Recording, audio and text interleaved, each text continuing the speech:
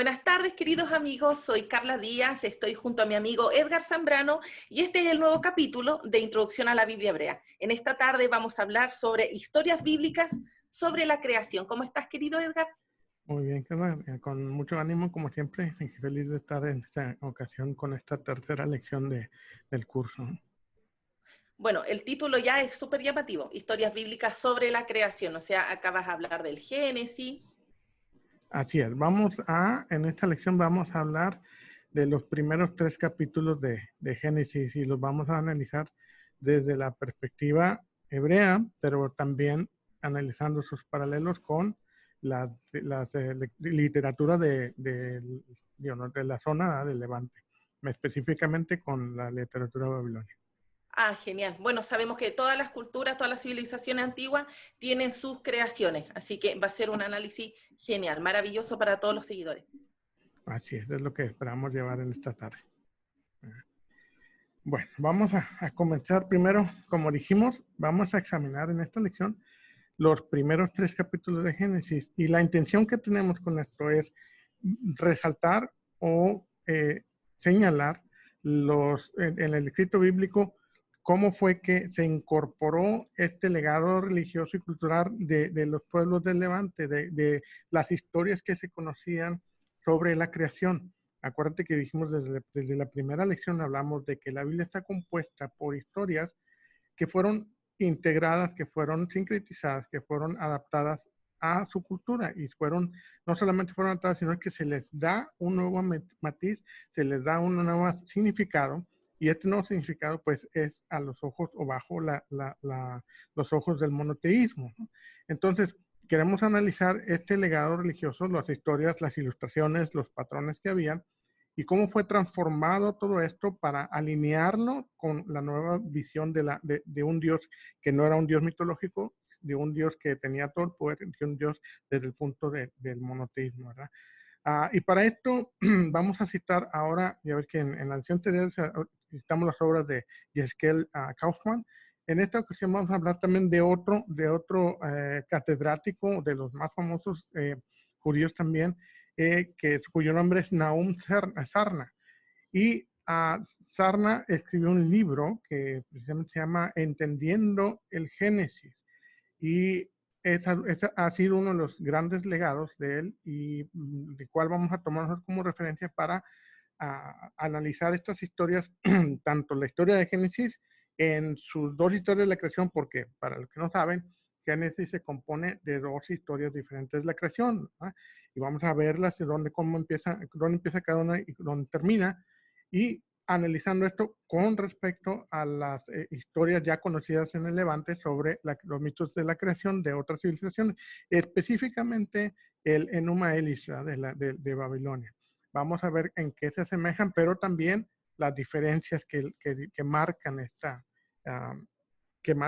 estas historias, ¿verdad?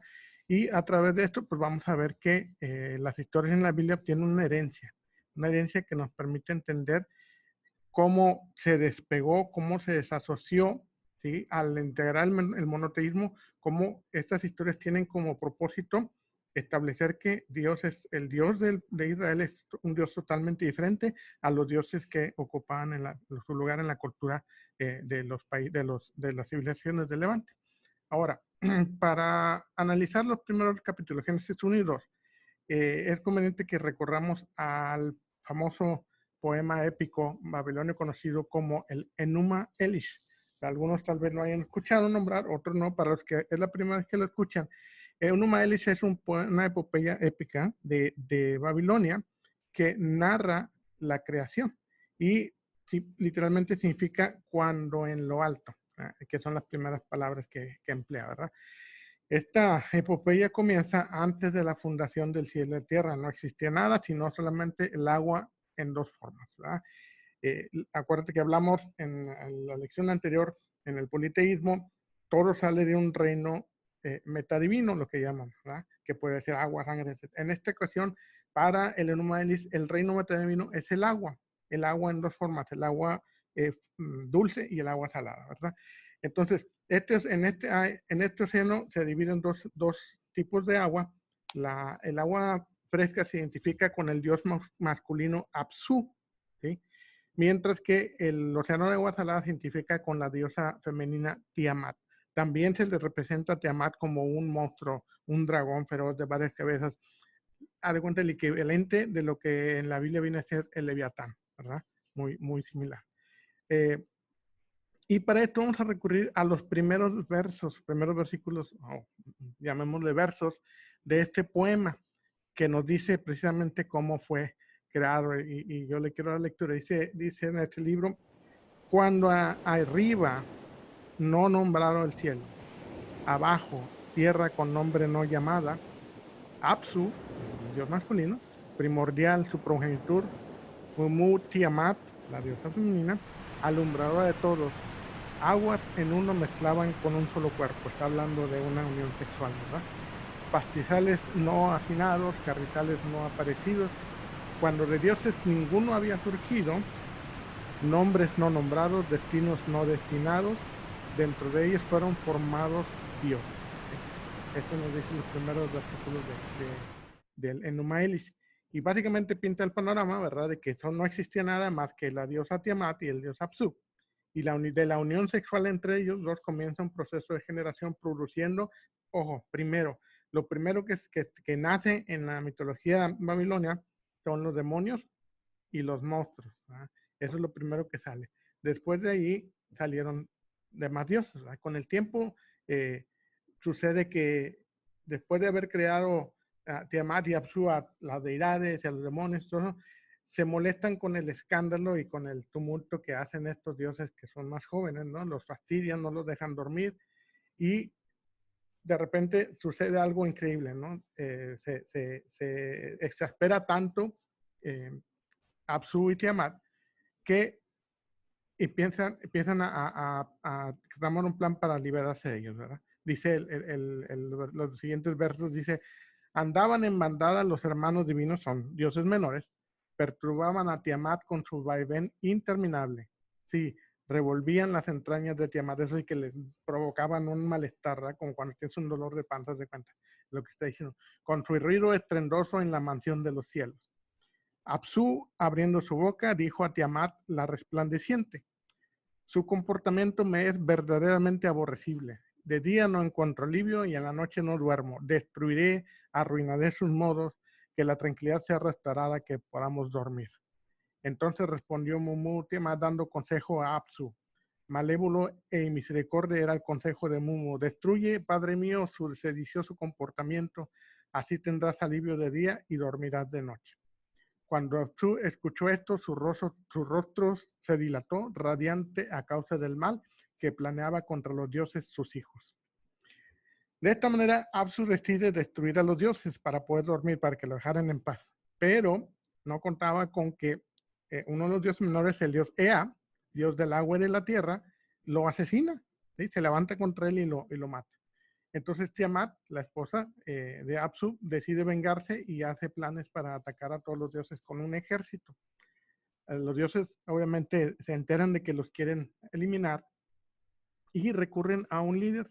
Eligen a Marduk, quien sucede, fíjate, la misma su situación que con Yahvé en Israel. Ya ves que el Dios Supremo inicialmente era él, y posteriormente Yahvé empieza a surgir y toma el rol después de como Dios Supremo. Bueno, exactamente lo mismo pasa con Marduk. Marduk era un dios menor, ¿sí? Pero debido a que los dioses lo eligen como líder, él acepta liderar la batalla en contra de Tiamat y contra su general, que el nombre del general es Kingu, y es importante porque de ahí después toman la sangre para crear al humano. Pero Marduk acepta entrar en esta batalla con la condición de ser convertido en el rey una vez que haya ganado, ¿verdad? Y lo expone en los versos que están a continuación. Dice: el Señor se regocijó a la palabra de su padre, exultando en su corazón, dijo a su padre: genitor de los dioses, destino de los grandes dioses, si yo, hablando Marduk, si yo ciertamente como vuestro vengador soy destinado para vencer a Tiamat y para salvar vuestras vidas, congrega la asamblea, proclama supremo mi destino. Cuando en Upshukina conjuntamente estéis sentados en regocijo, deja que mi palabra sea en vez de ti y destine los destinos, es decir, que tome el lugar de gobernante, ¿verdad? Inalterable será lo que yo pueda traer al ser, ni repetido ni cambiado será el mandamiento de mis labios. Es decir, que él pide ser coronado, así como gobernante sobre todos los dioses, ¿verdad? Ellos aceptan esta proposición de Marduk con tal de que él vaya y pelee contra Tiamat. Y sucede que Marduk sale victorioso de la batalla que se entrama. Ahora, ¿por qué estamos hablando de esto? Porque en todas las civilizaciones era muy conocido este patrón de historia en el cual antes de la creación había existido una batalla entre los dioses, entre el caos, entre el dios del bien y los dioses del mal, ¿verdad? Había existido este tipo de confrontamiento y de ahí el vencedor había generado el mundo, ¿verdad? No es diferente, ni en la Biblia tampoco, pero vamos a ver, no es la diferencia en esta ocasión. Los dioses acuerdan a darle a Marduk lo que pide, él va a pelear contra Tiamat y la vence. Y lo podemos ver en unos versos más abajo dentro del Luma L, que por cierto también lo vamos a poner ahí en los archivos de descarga para que puedan tenerlo en español y leer, ¿no?, los versos que están ahí. Dice, enfurecida Tiamat gritó agudamente, hasta sus raíces las piernas le temblaban ambas juntas. Ella recitó un conjuro, lanzó su encantamiento, mientras los dioses de la batalla afilaban sus armas. Entonces trabaron encuentro Tiamat y Marduk, habla de la batalla entre estos dos, el más sapiente de los dioses. Compitieron en combate singular, acerrojados en batalla. El señor Marduk desplegó su red para envolverla al mal viento que detrás de él venía, lo desató contra el rostro de ella. Fíjate, aquí entra un elemento. Marduk era considerado el dios de las tormentas, el dios de los vientos, ¿sí?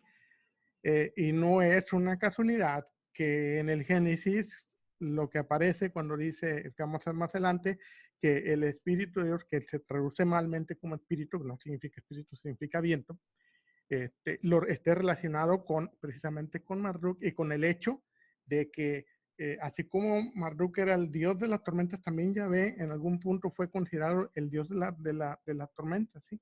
El dios de la guerra. Acuérdate que toman muchos roles en su camino a través de la historia. Los dioses confunden los roles, unos toman roles de otros, se conjugan, pero alguna vez pasó Yahvé por ser el dios de las tormentas, igual que Marduk, ¿verdad? Dice, continúa, cuando Tiamat abrió la boca para consumirlo, él introdujo en ella al mal viento, de modo que ella no cerró los labios. Al cargar sobre su vientre los vientos impetuosos, su cuerpo se expandió y su boca quedó ampliamente abierta. Es decir, que lo que hizo Marduk fue soplar un viento de tormenta adentro de Tiamat, y cuando se la ahoga y la mata. Después dice que él soltó la flecha y le desgarró su vientre. Cortó a través de sus entrañas, hendiendo el corazón. Habiéndola subyugado así, extendió su vida, derribó su cadáver y se puso en pie encima del cadáver, ¿verdad? Entonces, tenemos la figura de esta batalla épica entre las dos fuerzas. La fuerza del caos representada por Tiamat. ¿Por qué? Porque Tiamat, recuerda que era la diosa del océano, la diosa también en cierta manera de la tempestad. Y como dice el Génesis, que vamos a ver más adelante, que la tierra estaba desordenada y vacía. Se te da una idea sobre algo que está en caos. Precisamente Tiamat era la diosa del caos. Entonces llega Marduk y la vence con su viento, y la derriba y la mata, ¿verdad? Ahora, ¿qué hace Marduk? ¿Cómo da origen a la creación? ¿Qué hace Marduk con el cadáver de un monstruo? Pues construye el mundo, ¿no? Forma el universo, forma la tierra. Dice que Marduk parte el cadáver en dos, con una mitad crea el cielo y con la otra mitad crea la tierra. Dice, continúa el Numa Elish en sus versos diciendo, la separó como un molusco en dos partes. La mitad de ella colocó en lo alto y la desplegó como firmamento, lo señaló mediante barreras y apostó guardias, les encomendó que no permitiesen escapar a sus aguas. Marduk usa entonces, como vemos en esta ilustración, la parte superior del cuerpo de Tiamat para presionar las aguas en lo alto. Este es el cielo o el firmamento, ¿verdad? Que se entiende que es una expansión física, precisamente como lo nombraban en la Biblia, una expansión que sostiene las aguas de arriba. La lluvia, ¿cómo ocurre la lluvia en esta cosmología? Bueno, ocurre cuando se hace una abertura en esta barrera, ¿verdad? Y con la parte, con el cuerpo de Tiamat se hace una abertura y cae la lluvia, ¿verdad?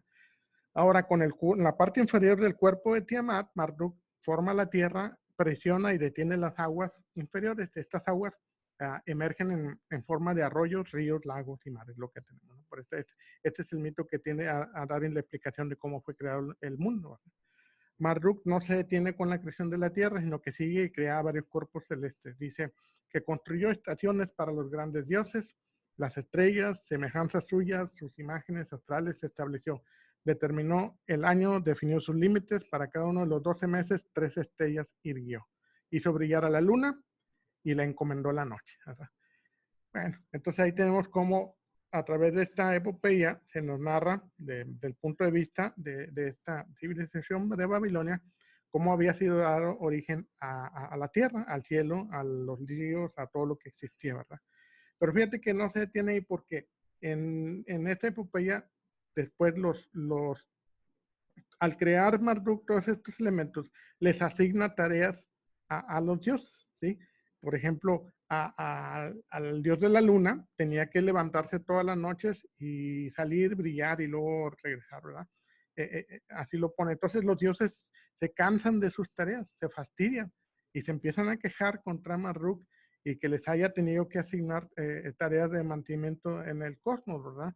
Las estrellas, todo lo que ocurre. Entonces alguien tenía que hacerlo y los dioses se molestan porque no quieren trabajar y se quejan con Marduk y Marduk, bueno, dice, ok, voy a acceder a sus demandas.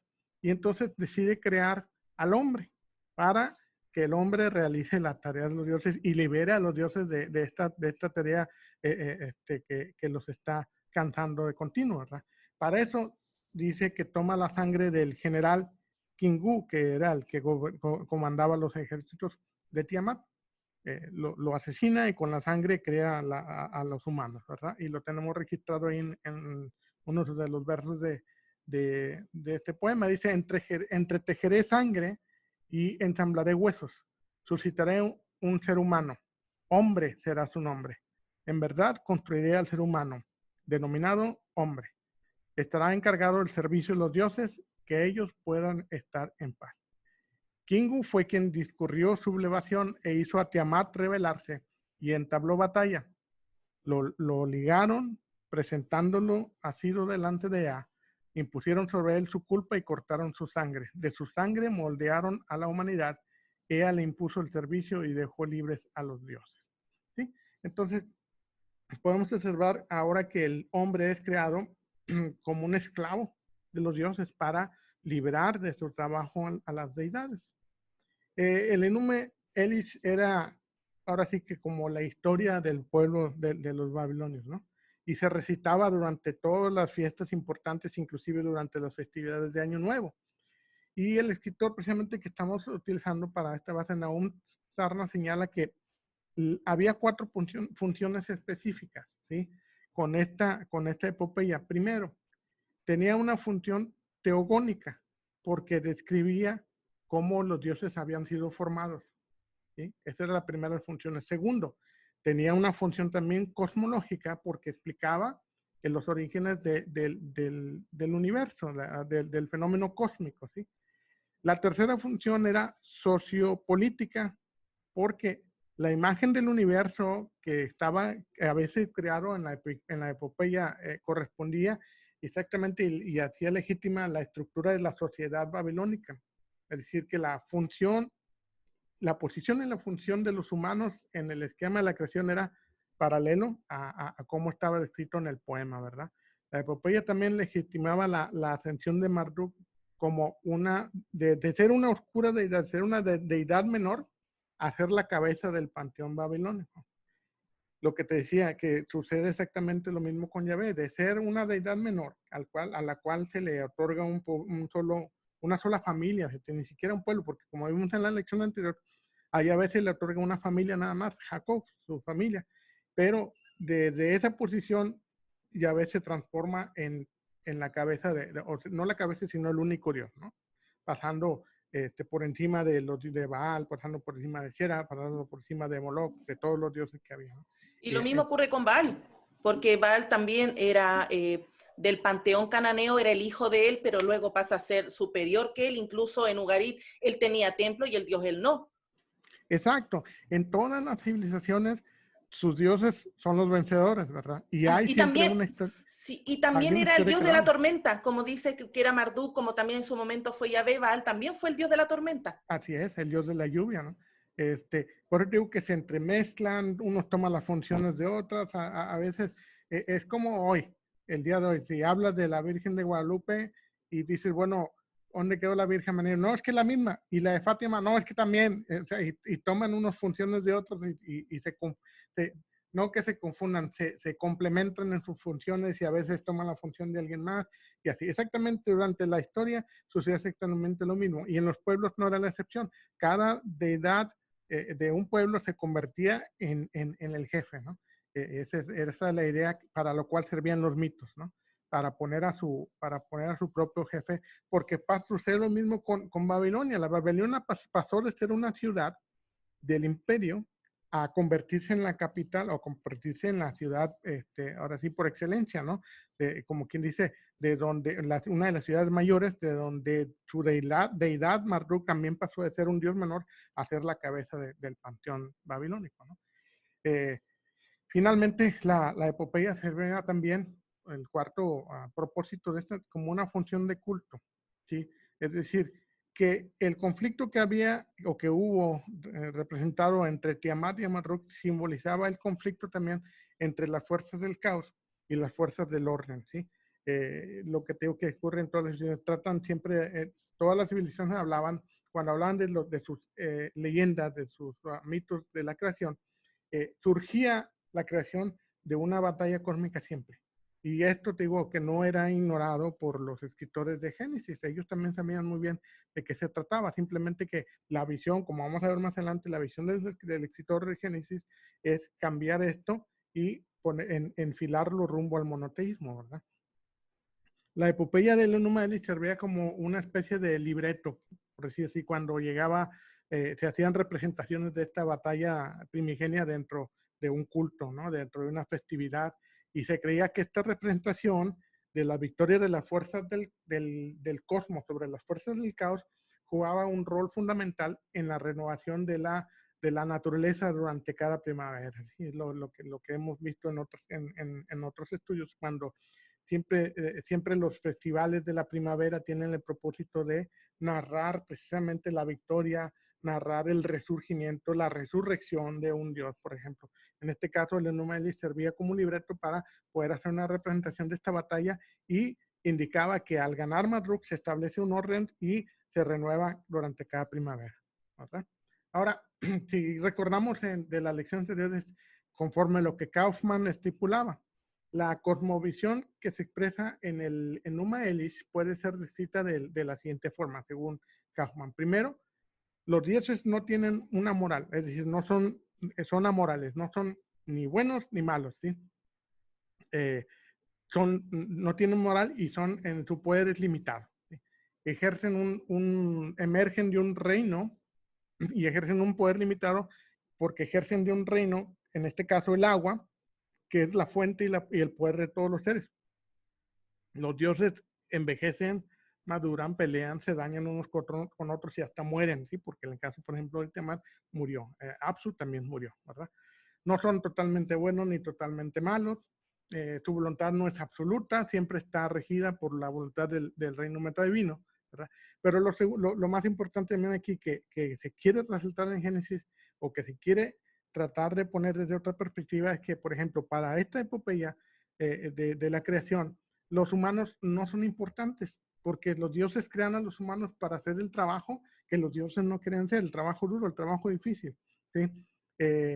Los dioses le piden a Marduk que los alivie de sus labores, y entonces Marduk crea a los humanos y son vistos como esclavos y como peones. Y esto era también representativo porque hacías alusión a los esclavos que habían en Babilonia, ¿no? Que trabajaban para sostener a las élites de mayor poder, ¿verdad? Justo como en todas las civilizaciones, ¿sí? Los pobres siempre van a sostener a los más ricos, ¿no? Tercero, el mundo es moralmente neutral, lo que significa que para los humanos es difícil, ¿sí? Porque lo mejor que pueden hacer es servir al Dios que está en turno, el Dios que está reinando en ese momento, y tratar de ganar su favor, pero aún eso no asegura o no les garantiza que los dioses sean buenos con ellos, porque el Dios puede hacer lo que le da la gana, y como el hombre no es considerado un ser útil, un ser que sea querido por los dioses, pues su vida no tiene ningún valor, ¿verdad? Ahora, ya vimos estos primeros capítulos, los primeros versos del Enuma Elish, cómo ilustran la creación. Ahora, si leemos la historia nosotros de Génesis del capítulo 1 hasta el 2.4, donde se centra la primera historia, bajo la luz de estas mismas categorías que hemos visto en el Enuma Elish, podemos obtener la siguiente imagen: las diferencias, la divinidad, para empezar.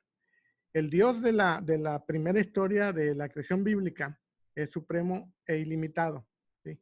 Porque no hay una mitología, no hay una teogonía, es decir, que no hay una narración de cómo nació ese Dios, de cómo surgió ese Dios, no hay una historia de su vida.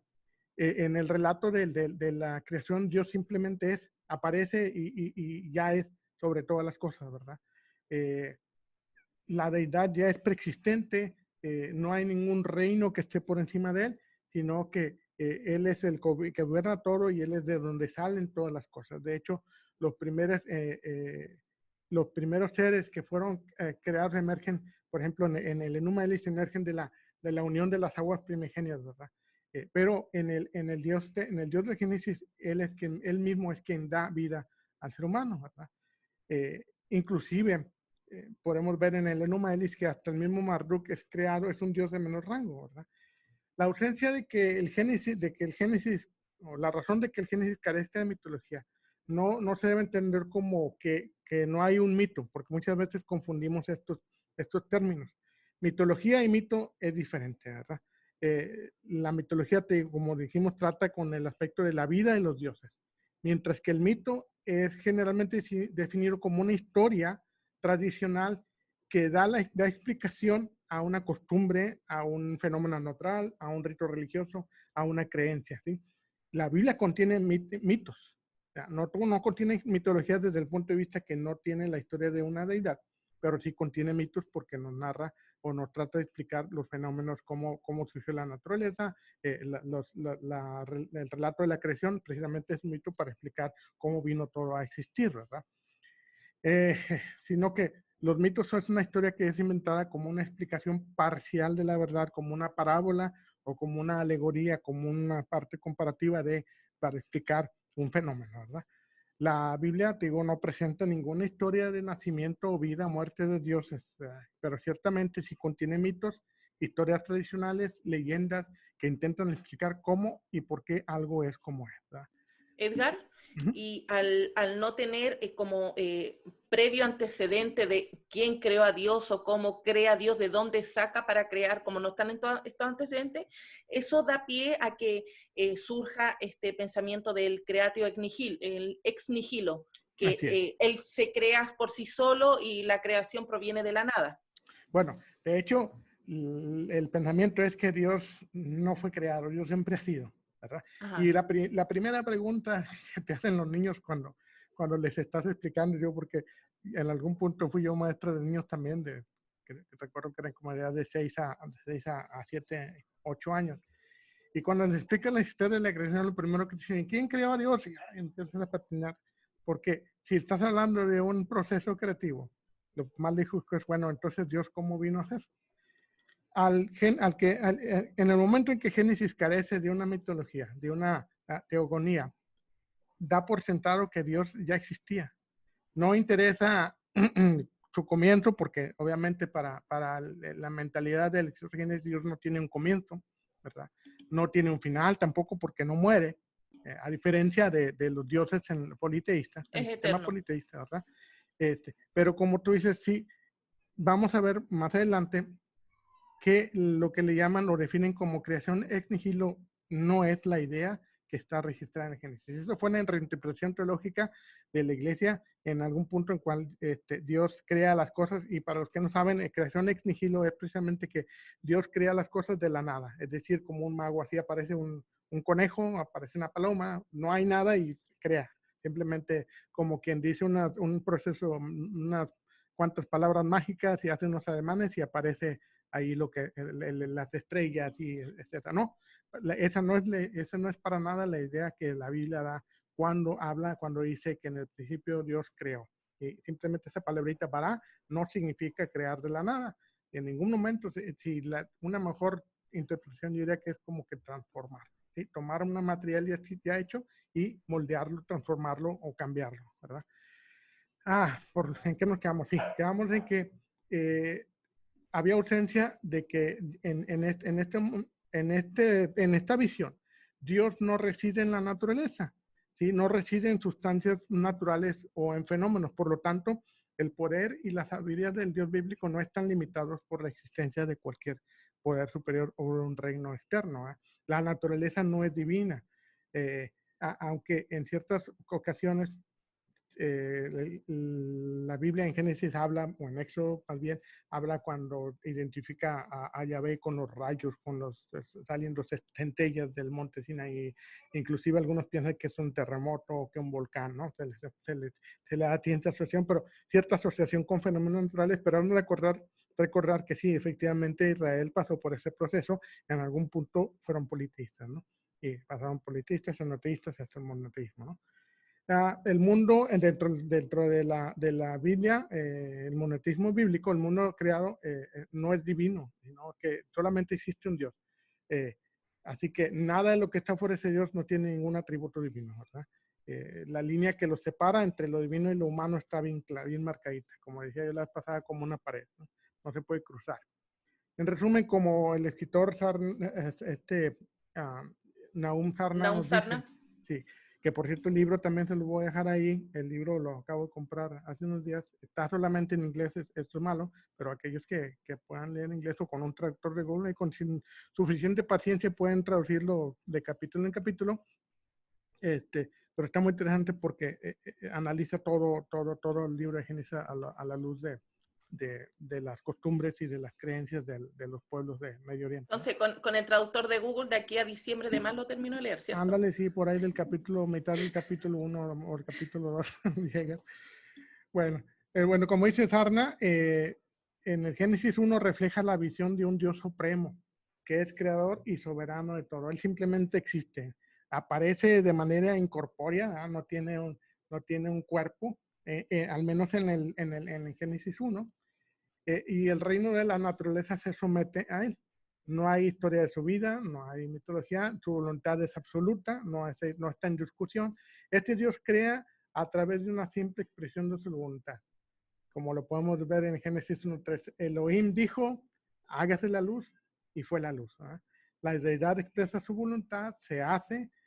Tan diferente esto de las cosmogonías en los pueblos de Levante, en donde la creación siempre es una forma de proclamación de la victoria entre una batalla, la combinación de principios masculinos y femeninos, en el caso de Numa Elis, la relación entre Tiamat y Apsu, ¿no? Esa es la primera diferencia en cuanto a la deidad. La segunda diferencia que encontramos son los humanos. En Génesis 1 se nos dice que los humanos son creados a la imagen divina, Génesis 1:27. Ser creados en la imagen divina implica que la vida humana es única y sagrada. No significa literalmente que somos dioses, ¿no? Por ahí como luego saca alguno que dice que somos Jehová Junior, ¿no? No es la idea que da Génesis. Al decir que somos creados en la imagen de Dios, eh, significa que la vida del ser humano es única y sagrada y que merece ser protegida y que merece tener un cuidado especial. Si tú fijas, a lo largo de toda la ideología judía siempre está la preocupación por el prójimo, que bueno, habla ciertamente de los mismos judíos, ¿no?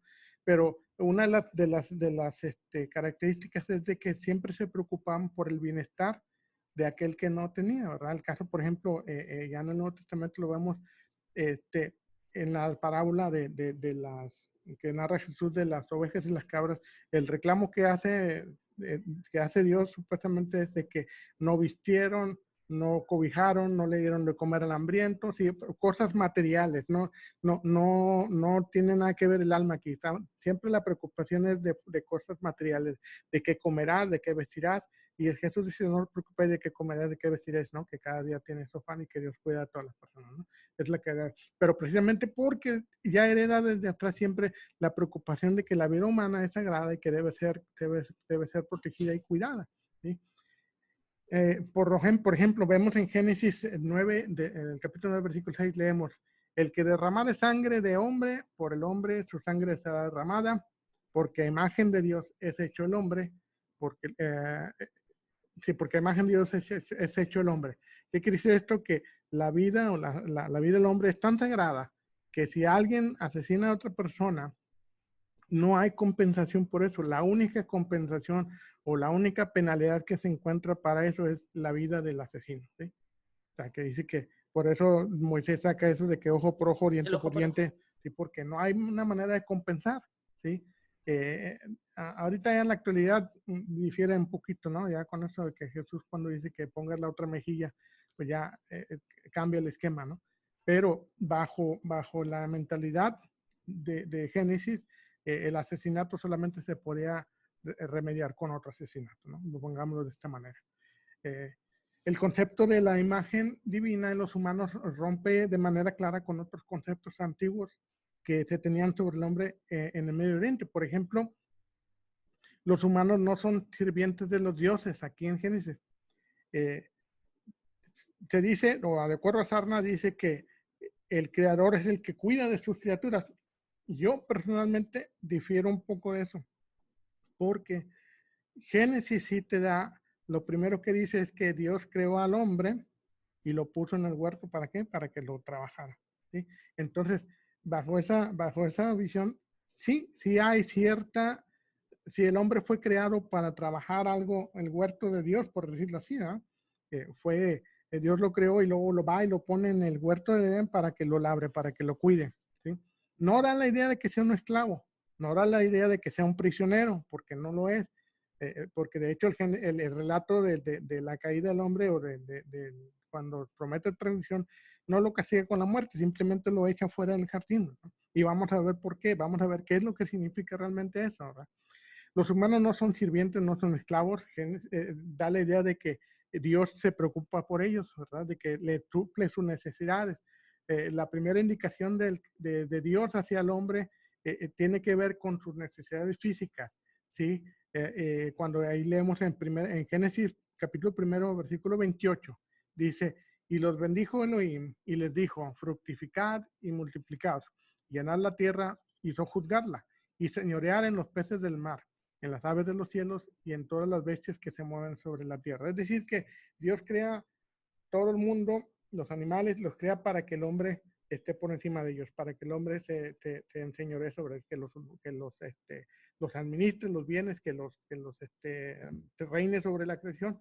Entonces, desde ese punto de vista, rompe con las historias o la idea que las historias tradicionales tenían sobre la creación del hombre, en donde el hombre era solamente un esclavo y un trabajador, ¿verdad? Es algo que podemos notar aquí. Hay otro versículo en Génesis capítulo 2, versículo 6, donde dice, y mandó Yahweh Elohim al hombre diciendo, de todo árbol del huerto podrás comer, ¿sí? Les había dado, les había preparado su sustento.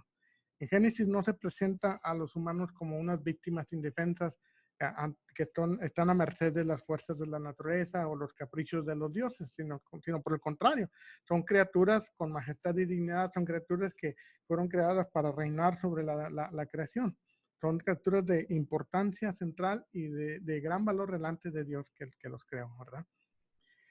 De esta misma forma y con esta línea de aseveración de que los humanos son hechos conforme a la imagen divina, no se nos dice que los humanos sean dioses, como lo mencioné, ni siquiera descendientes de los dioses, ¿sí?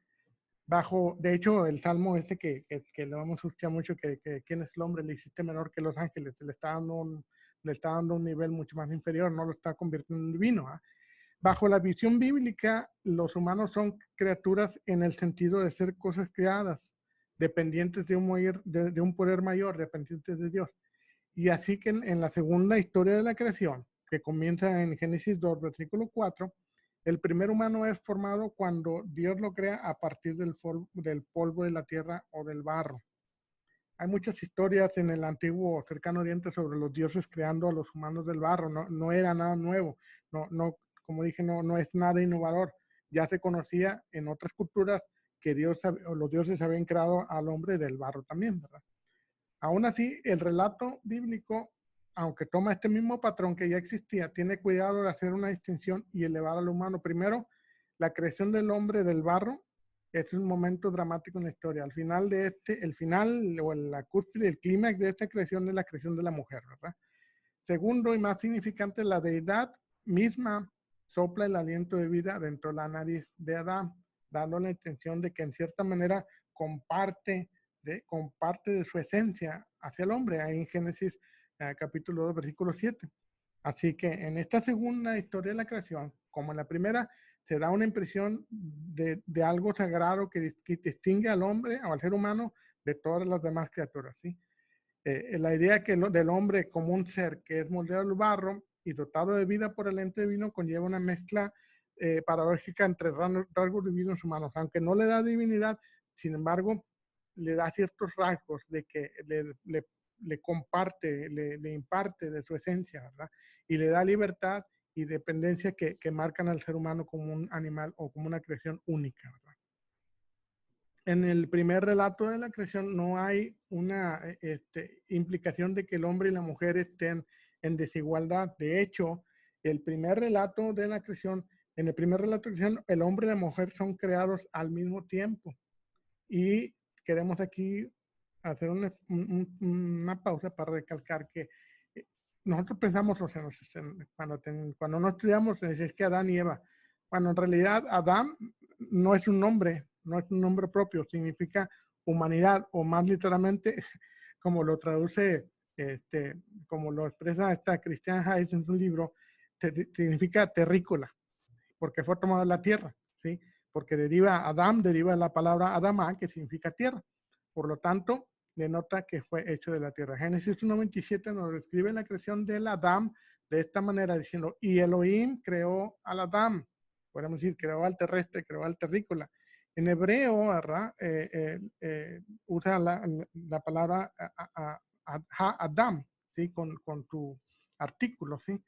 Y eso habla de que los creó a ambos al mismo tiempo. Se hace referencia a ambos sexos y cambia a un objeto plural al final, lo cual ha frustrado a los comentaristas bíblicos por siglos, tratando de definir que en realidad si creó hombre o mujer, no, pero tenemos la postura de que, al menos yo tengo la postura de que en el primer relato de la creación, Dios creó al hombre y a la mujer al mismo tiempo. Los llamó Adán, ¿sí? Y los llama ser humanos, los llama ser vivientes, ¿verdad? Y Adam sería como los terrícolas. De cuenta, sí. Una traducción más textual sería los terrícolas. Que luego por ahí hay una falta que diga los alienígenas que no, en realidad se llaman terrícolas porque salieron de la tierra, ¿no? En nuestro contexto pues tenemos otra idea Van de a eso, decir, pero ya se pusieron conspiranoicos. sí, no, para nada, para nada. Aquí nada más lo que dice, ¿verdad? Y hasta ahorita no hemos llegado donde habla de carros volantes y esas cosas, ¿no? Ahorita estamos nada más donde crea el hombre de la tierra. Entonces, aún así, en el segundo relato de la creación, en donde la mujer es creada a partir de un hueso que es sacado del hombre, que está todavía en discusión, muchos dicen que es una costilla, no tiene nada que ver con la costilla, un análisis más profundo nos revela que fue creado de otra parte, tiene connotación sexual. Entonces, sin Este embargo... programa es para mayores de 18 años, así que Sí, lo por puedes eso decir, no ¿no? entramos en detalles. Entonces, sin embargo, fíjate que los judíos ya del tiempo medieval, los judíos medievales, estaban conscientes de que la mujer no era mayor que el hombre, o ni que el hombre era mayor que la mujer, ah, por cuestiones de la cultura machista y cosas que siempre hemos visto, en el cual el hombre se quiere imponer por encima de la mujer. Pero salen todas clases de relatos tratando de mostrar que el hombre no tenía mayor valor que la mujer. Uno de ellos, el más conocido quizás, es la historia de Lilith, la historia folclórica de Lilith, ¿no? La que fue que según los rabinos fue la primera esposa de Adán, que fue creada precisamente en el primer relato, porque muchos dicen es que durante el primer relato de la creación, que dice que creó a Adán, creó a hombre y a mujer al mismo tiempo, pues la mujer que había creado era Lilith, ¿no? Y que ahí por ahí expresa su descontento porque Adán siempre quería estar reinando sobre ella. Lilith huye y se revela, ¿no? La primera feminista de la historia, ¿no? La doctora Ana María Vázquez hoy, ella dice que, bueno, Lilith no se quiso someter sexualmente a Adán. Exactamente. Y lo que dice textualmente en las historias judías, precisamente, es de que Adán, que en la posición del acto sexual, Adán quería estar sobre ella siempre. Y Lilith, ¿no? Lilith quería estar arriba. Entonces, como para Adán significaba una ofensa, si no, ¿cómo vas a estar tú arriba de mí? Yo soy el hombre, yo tengo que estar arriba. Entonces, él no accede a eso. Lilith se enoja, se cansa, se fastidia, se revela, se va. Y Adán va con Dios y se queja y le dice, Dios, mira, la compañera que me diste se rebeló, no se quiere someter a mí, y Dios manda a 3 ángeles para que vayan a traerla a Lilith, no las escucha, pronuncia el nombre de Dios, le sale en una sala, se convierte en demonio y se va y empieza a procrear demonios. Bueno, se hace toda una historia larguísima, ¿no? Que no viene mucho al caso, pero lo que queremos recalcar que sí, precisamente en el primer relato de la creación da la intención de que el hombre es creado junto con la mujer y que ambos son iguales. Los rabinos medievales lo sabían y por eso sacan este dicho o esta ilustración tan famosa que dice que Dios no creó a la mujer de la cabeza del hombre para que no lo dominara y ni lo creó de sus pies para que el hombre no la pisoteara, sino que la creó del costado para que fuera una compañera con él. La verdad, bueno, es que la creación, si lo vemos desde un punto de vista analítico, es la cúspide, la creación de la mujer es la cúspide del acto creativo de Dios, porque es la última que creó, ¿sí? Después del hombre, en el segundo relato. Entonces, eso nos habla de que, como quien dice, la mujer fue como que el ser humano 2.0, ¿no? Ya tenía las mejoras que no tenía Adán en ese sentido, ¿no? Ahora sí que con el surgimiento de la mujer, la creación ya está completa, ¿sí? Se ha completado. Con esto, las historias bíblicas de la creación de manera individual, es decir, las primeras 2 en Génesis y en manera conjunta, presentan un relato de los humanos como lo más sagrado, como lo más perfecto y el mayor propósito de la creación, semejantes a Dios en el sentido que Dios mismo les da de su espíritu, de soplo de vida, para infundirles aliento, ¿verdad? Y de esta, en cierta manera, y los rasgos característicos que equipan al hombre y la mujer, pues los hacen distintos a estos animales porque Dios los pone por encima de ellos para gobernar, ¿verdad?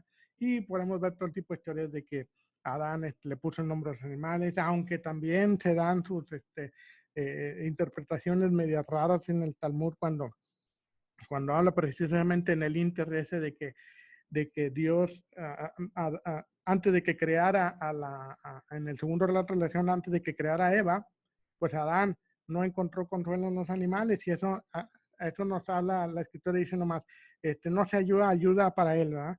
Pero la explicación que dan en el Talmud, en ciertas escrituras tradicionales judías, es que Adán tuvo relaciones con todos los animales y no tuvo satisfacción hasta que Dios crea a la mujer. Y por eso dice Adán, esta sí, esta es carne de mi carne, hueso de mi hueso, ¿verdad? Con esta sí, como que esta sí me dio el kilo, como luego dicen, ¿no? Entonces, esas son unas ideas que nos dejan más bien que la mujer, en realidad, desde el punto de vista de creativo, tenía mayor, no valor, pero digamos que tenía características que le hacían en algunos puntos de vista mejores que el hombre, ¿verdad? Y como mejor no quiere decir que debería hacer las funciones y que la mujer es mejor. Entonces, ciertamente hay mujeres que son muy capaces, ¿no? Así como hombres también.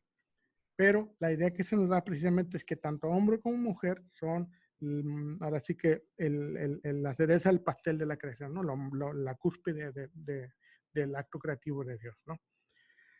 Entonces, Kaufman aseguraba que en los sistemas politeístas el mal era una necesidad. Vamos a ver ahora de dónde sale el mal. Ya vimos el humano, ¿verdad? La divinidad, la diferencia de la divinidad, la diferencia del humano. vamos a ver ahora el mal, cómo se presenta el mundo, cómo se presenta el mundo en estos relatos de la creación en Génesis versus cómo lo veían en el Unomaelis, ¿verdad? Ya vimos que en el Unomaelis hablarían del cadáver de Tiamat y había sido creado.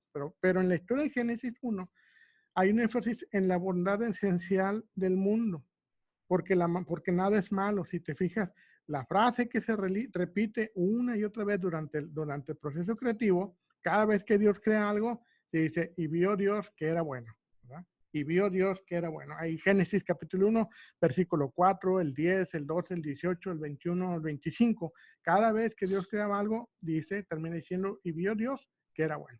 Se está dando la idea de que no existía mal, que todo era perfecto, porque todo provenía de un Dios perfecto, de un Dios moralmente bueno, ¿sí?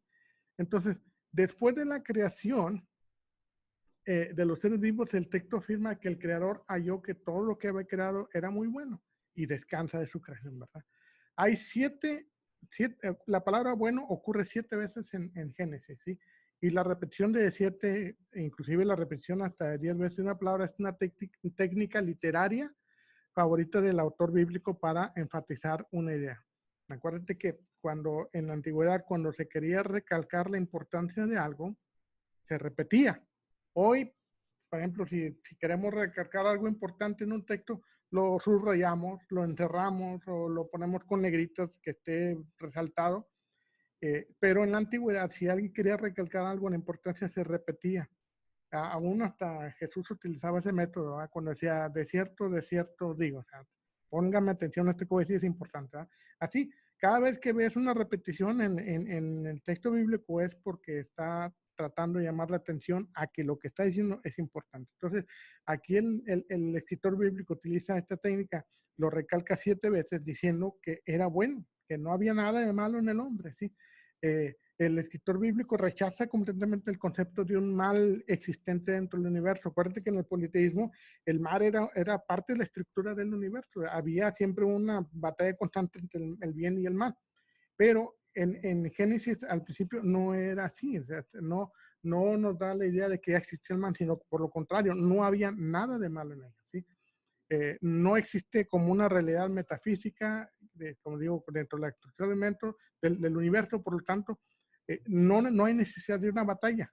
Por eso, en el Génesis no existe a simple vista rastros de alguna batalla entre el bien y el mal. Son eliminados, ¿sí? En el Numa Elis, el orden cósmico se alcanza después de la batalla. Cuando ya se acaba representa el caos, ¿sí? En el Génesis, vamos a ver un poquito más a detalle esto. En el Enuma Elish, la forma de acabar con el caos es matando a Tiamat.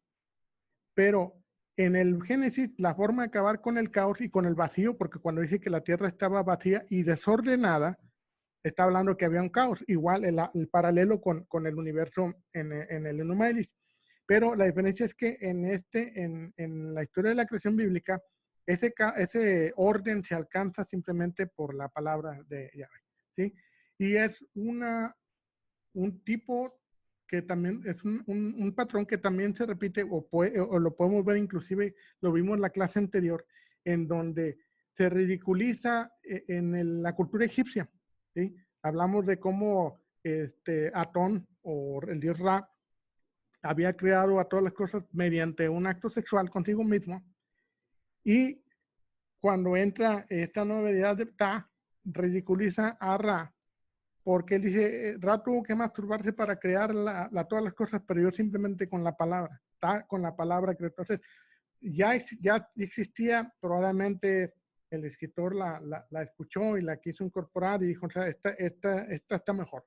No necesita haber una batalla, no necesita haber una cuestión sexual, simplemente con que Dios dijo y fue hecho, ¿verdad?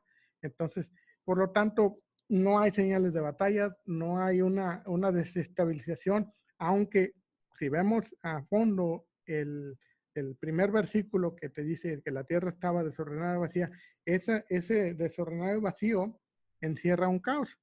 Y en cierta forma ha un caos, pero no hay necesidad de una batalla porque no se considera una entidad como Tiamat en el caso de Numelis, que era un dragón con varias cabezas y que ocasionaba destrozos y todo eso. Entonces, aquí en el libro de Génesis no hay necesidad de nada, eso simplemente Dios dice y se hace. En Génesis la creación no es el resultado de una lucha antagonista entre un bien y el mal. Dios impone orden simplemente con decir que sea algo y se hace, ¿verdad? El capítulo primero de Génesis comienza con una frase que dice, en el principio. Y déjame decirte de entrada que esta es una mala traducción. ¿Por qué? Porque cuando nosotros leemos en el principio, nos viene la idea de que lo que sigue de ahí es los sucesos del origen del universo en el tiempo. Entonces esperamos escuchar, por ejemplo, en el principio sucedió X cosa como la primera acción y después esto, algo en forma cronológica, ¿verdad? Pero no es la idea que se quiere dar o la idea que el autor quiere dar. Si pudiéramos, si pudiéramos replantear o retraducir de una manera, para mí sería como que en un principio, cuando Elohim creó los tierras. ¿Cuál es la diferencia? Pues que no te habla de que es el principio, ¿no? Porque no, luego viene el problema que dices, ¿y cómo se creó el universo? Pues no, en un principio Dios creó los cielos y la tierra. Pero si te fijas, ya comienza con elementos preexistentes. Y es que la palabra bará, que se usa en el hebreo, en el versículo, en el texto, no significa crear a partir de la nada. Y te decía, antes de empezar la lección, que tenemos la idea, o se nos ha enseñado la idea de esta creación, lo que se llama ex nihilo, la idea que dio la iglesia de que Dios era todo y de repente dijo pum y fue el universo, apareció de la nada. No, esa no es la idea que tiene Génesis. La idea que tiene Génesis es que ya existían las cosas. Si te fijas, dice que la tierra estaba desordenada y vacía. Ya existía una tierra, ya existían las aguas. Simplemente lo que Dios hace es moldea. Y es como yo más puedo entender la palabra bara, no como crear, sino como moldear o transformar. ¿Sí? Te digo que en la frase en el hebreo es similar es muy similar a cómo empiezan las otras historias del cercano oriente, ¿sí? Y si lo podríamos refrasear o replantear, sería cuando Elohim comenzó a crear los cielos y la tierra. Esa sería una traducción, a mi gusto, más acertada, ¿eh? Como una frase de apertura. Pero en sí la palabra Bereshit, bueno, yo lo leía antiguamente cuando estaba como más metida en el tema del hebreo, que para que dijera en el principio no estaba el artículo, porque sería bara, o sea, sería Bereshit y no Bereshit, porque se supone que la preposición con el artículo se fusiona en el hebreo. Entonces, al ser Bereshit, sería en principio. Sí, por eso digo que me gusta sería más en vez de Bereshit traducirlo como en un principio, no en el principio, ¿no? Porque el principio es como que este es el principio de todas las cosas. Si no, y la gramática no nos muestra el artículo ahí tampoco. Exactamente, y es algo que se ha debatido y se va a seguir debatiendo precisamente porque cuando lo mismo, volvemos a sacar lo mismo, cuando se le quiere hacer que el texto diga, pues buscas mil y una forma de que el texto diga lo que tú quieres que diga. Lo fuerzas como sea, sí. Y si de hecho te fijas, estuve leyendo algunas de las traducciones al español de la epopeya del Enuma Elish, pero están como que mochas porque utiliza palabras sin conjugación a veces. ¿Por qué? Porque lo mejor es traducirlo exactamente como dice, aunque no tenga sentido. Es como a veces, te lo voy a explicar, como a veces cuando uno quiere aprender el inglés y no sabe la conjugación, pues hablas palabras que están mal conjugadas, o al revés, los americanos que quieren aprender español hablan y dicen mal la pronunciación o dicen mal, pero la idea la tienen fija, ¿no? En este caso, cuando uno está tratando de traducir, lo más sensato para poder sacarle el mayor beneficio es traducir literalmente, así como dice, sin ponerle una idea, sin ponerle, yo creo que debería decir esto, porque en el momento en que decimos, yo creo que debería decir esto, o yo pienso que ya le estamos asignando a nosotros. Claro, o sea, como la técnica de traducción la técnica de traducción dinámica que le llaman, Ujú. que Sí, la maquilla, la molda para que suene más bonito. ándale. Y no, debería ser, aunque no te dé una idea clara, pero que te permita, lo que pasa con esto es que cuando tú traduces literalmente, no te da una idea muy clara, pero te permite explorar todos los posibles significados que pudiera tener esa frase, sin tener que comprometerte a un solo significado. Una vez que tú te comprometes a uno solo, por la razón que sea, estás ya limitando al texto, ¿sí? Que es lo que ocurre con todas las traducciones que son de diferente corriente, de una a otra corriente. Cada uno le asigna la traducción que quieren porque necesitan que digan lo que ellos creen, ¿verdad? Entonces, estamos diciendo, una de las traducciones más podría ser cuando Elohim comenzó a crear los cielos y tierra, porque es realmente lo que está describiendo, el proceso de la creación de los cielos y la tierra, y no que los creó de la nada, sino que lo que estaba lo acomodó y lo puso en su lugar y le dio orden. Esa es la idea que está tratando de dar, ¿verdad? Así como, igual que la frase que está en el Enuma Elis, que es traducida cuando en lo alto, porque eso es lo que dice, esa traducción es literal, es lo que cuando en lo alto, esto y aquello, ¿verdad? Así, en Génesis, cuando Elohim comenzó a crear los cielos y la tierra. Entonces, eso es lo que ocurrió, ¿verdad? Entonces, una traducción más o menos entre los versículos 1 y 2 sería, cuando Elohim comenzó a crear los cielos y la tierra estando sin formar y vacía, y oscuridad en la cara de lo profundo, y el viento de Elohim sobrevolaba sobre la superficie del agua. Elohim dijo que haya luz. Aunque se oye medio raro, esa sería una traducción más literal, ¿sí? Y ahí vamos a empezar a denunciar y vamos a ver algunas cuestiones interesantes, ¿verdad? Por lo tanto, ¿qué es lo que pasa? Cuando la historia comienza en Génesis, encontramos que los elementos físicos ya existen, pero carecen de figura y de forma. La creación en el Génesis no es descrita como un proceso de realizar algo de la nada, ¿eh? Como dijimos, creación ex nihilo, eso es lo que se llama.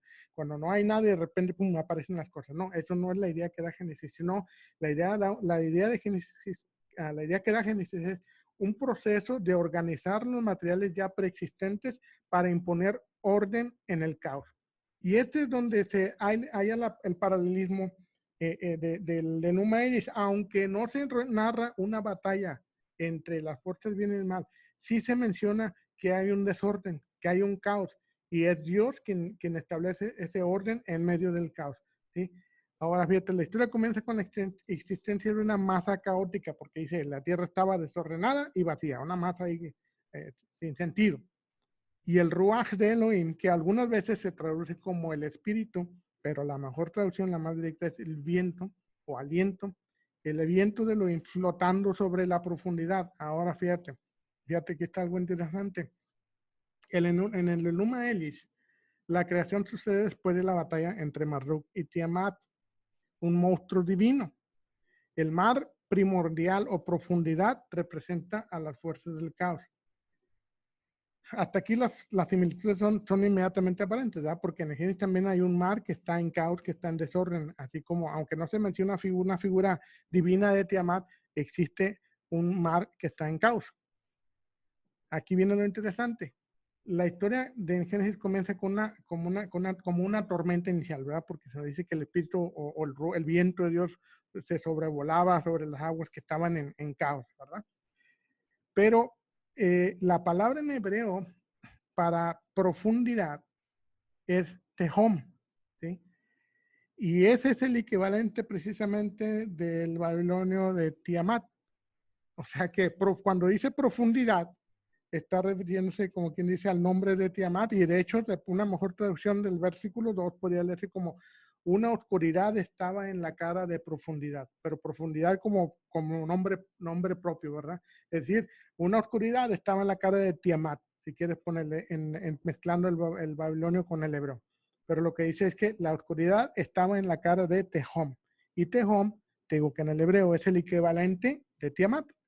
Entonces, podemos ver este paralelismo, que aunque no hay una batalla, sí te narra los elementos, ¿sí? Te narra los elementos que hay ahí. Por ejemplo, hay un caos, hay un desorden que en el Enuma Elish es representado por la deidad de Tiamat, y el viento que en el Enuma Elish era una de las cualidades de Marduk, el viento con el cual venció a Tiamat, con el cual venció al caos. En el Génesis también involucra el viento, pero el viento que se mueve sobre la cara de Tehom, o la cara de Tiamat, y a través de eso establece Elohim un orden en el caos, ¿verdad? No hay batalla, pero sí están los elementos, ahí, ¿verdad? Y fíjate, la razón por qué hay este paralelismo, porque los escritores bíblicos sí sabían, estaban familiarizados con los patrones de las historias de otras civilizaciones de la creación. Hay muchos pasajes poéticos en la Biblia que contienen alusiones explícitas al mito de una batalla cósmica presidiendo una creación, sugiriendo que el patrón era muy conocido en el antiguo Israel. Por ejemplo, ahí en el Salmo 74, del versículo 12 al 17, dice: pero Dios es mi rey desde tiempo antiguo, el que obra salvación en medio de la tierra.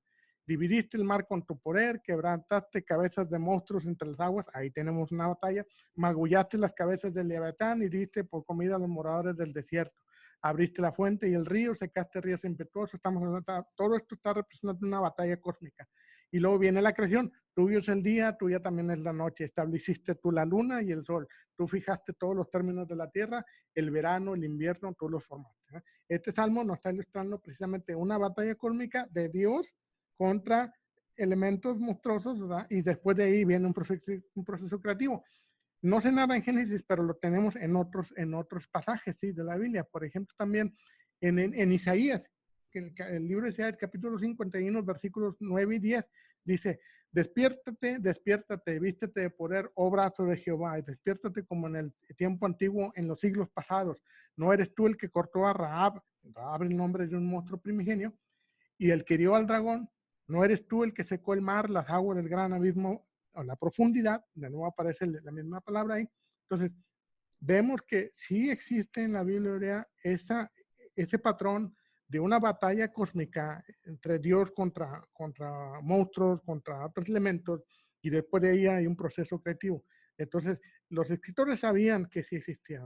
Y hay otros pasajes, por ejemplo, Job 26, del 12 al 14, Salmo 89, 10 y 11, Salmo 104. Todos estos muestran a la deidad israelita enfrascada en una batalla primigenia. Y ciertamente las historias de las batallas cósmicas en el amanecer de la creación son historias de un Dios que violentamente destruye las fuerzas del caos, y representando, por ejemplo, a dragones, a Leviatán en el agua, como un preludio a una creación. Todas estas historias eran conocidas y eran contadas en Israel.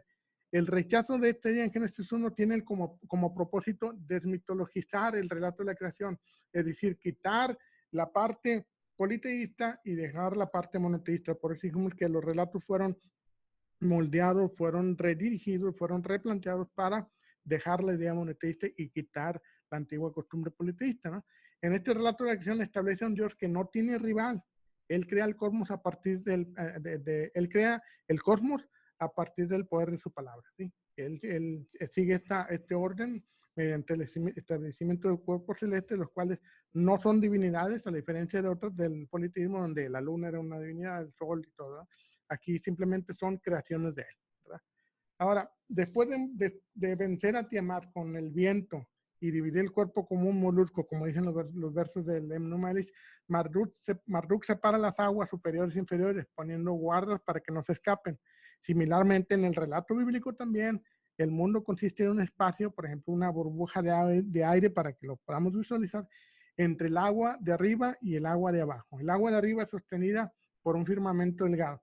El firmamento parece ser así como una cúpula, ¿no? Y hemos podido ver en las ilustraciones, por ahí vamos a poner una ilustración, de la idea de la tierra según los antiguos, ¿verdad? Según el escritor de Génesis, como estaba cubierta por una cúpula y arriba estaba la expansión de las aguas de arriba y debajo las aguas de abajo. Por eso es que separó las aguas de arriba de las aguas de abajo. Y era una tierra plana. Exactamente. Sí, no más que, no más que ahí estaremos entrando, no les des alas a los terraplanistas, ¿verdad? Porque luego, sí, pues es que todos los terraplanistas se agarran de que la Biblia es la verdad y que si la Biblia dice que la Tierra es plana es porque es plana, ¿no? Entonces, otra vez, hay que saber interpretar y hay que... Claro, pero la cosmovisión de los antiguos es que era plana. Exacto, es que hay que entender que así la veían ellos. que la Claro. tierra era plana, la tierra y arriba estaba una cúpula que separaba las aguas, el cielo que ellos veían eran aguas, así igual como en el Uno Maelich, Marduk toma el cuerpo, la parte superior del cuerpo que llama para separar las aguas de arriba y abajo el cuerpo en la parte inferior, ¿no? El agua de arriba es sostenida por un firmamento delgado, lo que se llama, por ejemplo, como una expansión plana, dándole la idea de una hoja de metal aplanada, de una cúpula. Mediante las aberturas de ventanas en esta cúpula, en el firmamento, Dios deja entrar el agua como lluvia, como lo vamos a ver más adelante cuando veamos el pasaje de la inundación, que no es el diluvio, que es inundación, ¿verdad? Mucha gente decía, es que el diluvio, no, la palabra no dice, ni siquiera dice el diluvio, es una inundación, ¿verdad? La primera historia bíblica de la creación toma lugar durante un periodo de 7 días, los famosos 7 días de la creación, bueno, 6 y el séptimo que descansa. Y muchos por ahí se burlan de que primero crea esto y lo otro porque no entienden el verdadero significado, piensan que se equivocó el lector. No, es una ilustración, es un mito, pero tiene sentido. ¿Por qué? Porque las acciones de Dios en los días 1, 2 y 3 crean condiciones necesarias y esenciales o los espacios físicos para lo que se crean los días 4, 5 y 6. ¿Sí? Por ejemplo, por lo tanto, en el día primero, la luz y la oscuridad son separadas y con esto se dan las condiciones necesarias para que la creación de los cuerpos celestes que se crean en el día 4. ¿Ah? Si no entiendes eso, dicen, que ya había creado el sol y acá está creando otra vez, ya había creado la luz y acá está creando apenas el sol en el día 4. No, lo que pasa es que va en pares, el 1 con el 4, el 2 con el 5, el 3 con el 6. ¿Sí? Entonces, Pero a mí me llama más la atención que una deidad que existe desde siempre por sí misma, que es eterna, tenga que descansar, o sea, que se canse, le dé sueño y necesite descansar después de haber creado. Eso me llama la atención. ahorita te voy a explicar por qué, porque acuérdate, otra vez, Dios no, bueno, y no quiero entrar en un tema polémico, pero que todo lo que la Biblia registra es lo que el hombre piensa sobre Dios, la percepción que el hombre tiene de Dios. No es algo que Dios dijo. De hecho, Dios no ha hecho nada, porque no tenemos nada registrado. Y, no, ¿cómo la Biblia? No, la Biblia, la Biblia es cómo el hombre veía a Dios, cómo el hombre antiguo, específicamente del pueblo judío, cómo veían a Dios, que es representada para ellos su historia a través de sus batallas, sus derrotas, a través de todo visto a la luz de su teología, ¿sí? Que por cierto cambia libro con libro. Entonces, por eso encuentras aparentes contradicciones. No son contradicciones porque si consideramos que son libros separados, cada libro tiene su propia teología y no tienen por qué coincidir. Eso te voy a decir, lo contrario a lo que se enseña en el cristianismo, que todo fluye, no fluyen, son diferentes, fueron diferentes escritores, cada quien escribió de esa manera, cada quien tiene su propia visión y eso es lo que imponen en su libro. La Y es visión que ahí ellos donde tienen. vemos, sí, que ellos escriben su percepción de las cosas porque le dan a este Dios comportamientos humanos. El ser humano se Exactamente. cansa luego de trabajar, de hacer algo, necesita un día para descansar. Una deidad no. Y de hecho te voy a decir, la única razón por la que existe el séptimo día de descanso es para validar la costumbre del Shabbat. Por eso se incluyó, para poder decir, es que Dios descansó, nosotros tenemos que descansar también. ¿Sí? Y era una orden, un mandato que fue impuesto por los sacerdotes y porque la Torah dice que en el séptimo día tienes que descansar. Pero en realidad, pues es simplemente el punto de vista de la persona que escribe, ¿no? Entonces, vimos que en el día primero se crea la oscuridad y la luz se separan para que en el día tercero se crean los cuerpos celestes, ¿verdad? En el día 4, perdón. En el día 2, el firmamento es establecido, asignado el agua en lugar apropiado y abriendo el espacio entre el cielo y en el día. En el día 5, los habitantes del cielo y del agua son creados. En el día 5 se crean las aves y los peces, ¿sí? En el día 3, la tierra es separada del mar y en el día 6, los habitantes de la tierra son creados. Pero en los días 3 y 6 tienen un elemento adicional cada uno. Y lo que se entiende con esto es que la asociación de estos elementos, así como se asociaron los primeros en el 1 con el 4, el 2 con el 5, en el 3 y el 6 también deben ser asociados. En el día 3 la vegetación y aquí viene algo muy interesante. En el día 3 la vegetación es creada y en el día 6 los humanos son creados. La implicación entonces es de que la vegetación es para los humanos. Esto es expresado cuando la deidad dice que a los humanos se les ha dado todo árbol frutal y toda planta con semilla como comida, en Génesis 1:29. No se hace ninguna mención ahí de que los animales sean comida. Es más, en Génesis 1:30 a los animales se les da las plantas verdes, hierba y pasto para que no se peleen entre los animales y los humanos por comida, porque a los humanos les tocan los frutos y las semillas y a los animales toca el pasto, ¿verdad? Por lo cual no hay excusa para no vivir de una manera armoniosa o pacífica, ¿verdad? En resumen, en la historia bíblica de la creación, los humanos son creados vegetarianos, ¿no? Porque es lo que les dio Dios para comer, no comían animales. Y a este respecto, la creación original es creada como libre de derramamiento de sangre y de violencia de cualquier tipo, ¿no? Todo esto entra después ya, supuestamente, de la caída del hombre, ¿no? El séptimo día, como dijimos ahorita, se nos dice que el Creador descansa sus labores y por esa razón bendice el séptimo día y lo declara sagrado. Esto es, le pertenece a la deidad. Y parte del propósito de la historia sobre la creación en Génesis 1 es explicar el origen de la observancia del Shabbat y el ciclo de 7 días en la semana. Entonces, esta historia de la creación, este mito de la creación, tiene por propósito explicar por qué las semanas son de 7 días y por qué se descansa o por qué no se hace nada en el Shabbat, ¿verdad? Esa es la única razón. Ahora, los recuentos israelitas de la creación contienen alusiones claras y ecos de las cosmogonías del antiguo Cercano Oriente, pero son mejor caracterizadas por la desmitologización que tienen, ¿verdad? Hay una tendencia clara hacia el monoteísmo en este mito y apunta hacia una transformación de historias, es decir, que sí se conocían las historias como vimos, se conocían las historias de que el hombre fue creado en barro, se conocía de que había un proceso creativo, pero ahora se les da un nuevo matiz y un nuevo encauzamiento, es decir, que Dios es el único y fuente de todo, ¿verdad? Los capítulos del 1 al 3 de Génesis rivalizan con los otros mitos de los vecinos de Israel, rechazando elementos en los cuales se incluyen deidades y batallas y todo eso. ¿Por qué? Porque para Dios hizo todo perfecto, Dios hizo todo bueno y el hombre no es un esclavo. Entonces, ¿de dónde surgió el mal entonces? Vamos a ver aquí lo interesante, ya vemos cómo fue la definición del mundo, pero entonces, si todo era bueno, ¿cómo es que surge el mal?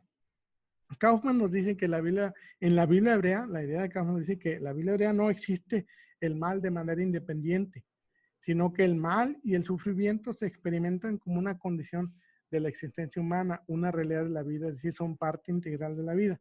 ¿Cómo se puede explicar esto? La historia del Jardín del Edén busca contestar esta pregunta, afirmando de manera absoluta que el mal no proviene de una fuerza demoníaca, independiente. Fíjate, ojo aquí, porque todo el mundo que le preguntas te dice, es que Satanás fue tentado a no es cierto, Que la ninguna parte, es más, serpiente. ni siquiera existe Satanás en el Jardín del Edén. Dicen, lo que dice es que la serpiente que fue influida, que lo que tú quieras, pero no existe como una fuerza independiente, eso es lo que les cuento entender, que para el monoteísmo, el mal no existe como una fuerza independiente que hace la guerra contra la deidad. No se puede, es incompatible esa idea. ¿Cómo se justifican o cómo se explica la maldad entonces? El mundo creado por Dios fue un buen mundo, por eso dice, y vio Dios que era bueno, y vio Dios que era bueno. Entonces, los humanos, mediante el ejercicio de su autonomía moral, tienen el poder de corromper lo bueno. De acuerdo a Kaufman, la historia del Edén comunica esta idea básica de la cosmovisión del monoteísmo. El mal no es una realidad metafísica, es una realidad moral, producto de la libertad del hombre en tomar sus decisiones. En última instancia, significa que el mal se cuela de una manera inevitable. ¿Por qué? Porque yace dentro del reino de la responsabilidad y el control humano, ¿sí? Y si fijas, el mal surge precisamente de el hombre tomar sus propias decisiones. Nahum Tarna señala también que existe una diferencia importante entre la historia del Jardín del Edén y su paralelo en el antiguo Cercano Oriente. Ya ves que hablamos la pasada del árbol de Gulupo, de los sumerios. Este patrón de un árbol o planta de la vida, fíjate cómo es interesante esto, cómo se quita el enfoque. Existía en las religiones o en las civilizaciones antiguas la creencia del árbol de la vida, ¿sí? Lo vemos desde los sumerios, y toda la civilización tiene su árbol de la vida integrado ahí en sus mitos, ¿ya? No era la diferencia aquí en Israel, pero sin embargo, la búsqueda, por ejemplo, en la epopeya de Gilgamesh, vemos precisamente que Gilgamesh quiere obtener la vida eterna, ¿sí? Entonces, cómo cambian o cómo modifican esta historia los escritores de Génesis? Bueno, ¿qué es lo que hacen? Se le quita el énfasis al árbol de la vida, porque si te fijas, el que ocasiona que el hombre desobedezca no es el árbol de la vida.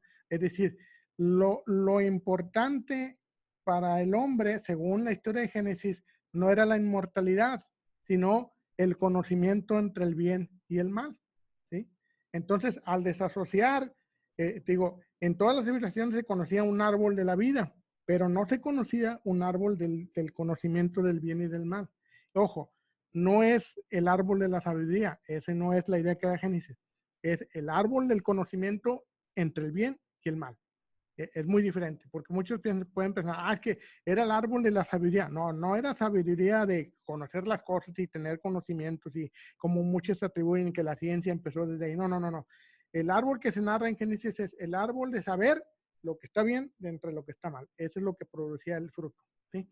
Entonces, en esta historia de Génesis se quita el enfoque, ¿sí? No se está hablando de tratar de obtener la vida eterna. De hecho, no había ninguna prohibición que Dios diera de comer del árbol de la vida eterna. El que prohibió solamente fue el de la sabiduría, del bien y el mal, ¿ah? Ahora, fíjate, el drama de la vida humana no gira alrededor de la búsqueda de la vida eterna como en muchas otras historias, ¿verdad? Sino alrededor de un conflicto moral, la tensión entre el Dios bueno y la voluntad humana que puede corromper ese diseño que Dios hizo, ¿verdad? La serpiente, si te fijas, tú le dice a Eva que si ella come del fruto del árbol de la sabiduría del bien y el mal, será como Dios. Sus palabras son verdad y mentira, tienen verdad y tienen mentira. Los humanos serán como dioses sabiendo el bien y el mal, no por alguna propiedad mágica de la fruta, sino por la decisión. Al comer la fruta prohibida, los humanos se dan cuenta de que tienen el poder de desobedecer a la deidad. Pueden hacer lo que les dé la gana, ¿eh? Y que tienen la libertad moral de conformar sus acciones. Ellos pueden decidir o hacer lo que ellos dicen o hacer lo que ellos quieren. Ese es el fruto de conocer el bien y el mal, ¿verdad? Ahora, el que uno escoja no es garantía de que se va a ir del lado bueno o del lado malo. Esto es lo que la serpiente no les dice, ¿verdad? La serpiente sugiere que es el poder de la elección moral lo que es ser como Dios, ¿verdad? Pero la verdadera divinidad no es simplemente el poder escoger entre bien y el mal. La verdadera divinidad o imitación de la deidad es que ejercer ese poder y la voluntad de una manera que sea buena para el sustento de la vida o para los demás. Esta es la intención del escritor bíblico, demostrar que el Dios de Israel no es solamente moralmente libre, sino también esencial y necesariamente bueno. De esta manera, de acuerdo a Cerna, la historia del Jardín del Edén conlleva la idea central de la descripción de la descripción monoteísta de Kaufman, en la cual el mal es el producto del comportamiento humano y no un principio inherente en el cosmos. La desobediencia del hombre es la causa del predicamento humano. La libertad humana puede ser en una instancia y al mismo tiempo un evento de desastre o reto o una oportunidad, ¿verdad? Los humanos se dan cuenta de que la consecuencia de la libertad es la responsabilidad, como por ahí decía le decían al hombre araña, ¿no? Los grandes poderes conllevan una gran responsabilidad, ¿no? Esa es la idea básicamente que se habla. Si tú quieres ser libre de escoger, entonces tienes que someterte a la responsabilidad. El primer acto de desafío de los humanos es castigado, obviamente, como le leemos. ¿Por qué? Porque el perpetrador debe de sufrir el ya no estar en ese jardín. Una de las consecuencias, pues, es lógicamente perder el acceso al árbol de la vida. Ya tampoco puede comer de ningún, y no solamente el árbol, ya no puede comer de nada de lo que está ahí adentro.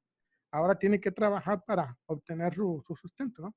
Anteriormente, antes de que descubrieran su libertad moral, los humanos se entiende que podían comer libremente del árbol de la vida y vivir para siempre.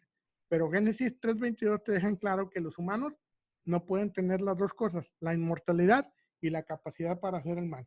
Entonces, esa es la idea que te da. Por eso son echados del huerto, porque no es bajo la idea del monoteísmo, no es tanto el problema que sean iguales a Dios, o sea, eso no es la preocupación. La preocupación es de que vivan para siempre y vivan para siempre haciendo el mal. Ese es el detalle por el cual son echados fuera del huerto del Edén, ¿no? La deidad debe reinar, no debe de permitir que suceda eso, porque si no su creación pues se va a ir a la basura, ¿no? Digo que no hay mucha diferencia en lo que es entre ellos con lo que hace el hombre, ¿no? Si te fijas, el hombre tiende a destruir muchas de las cosas, ¿no?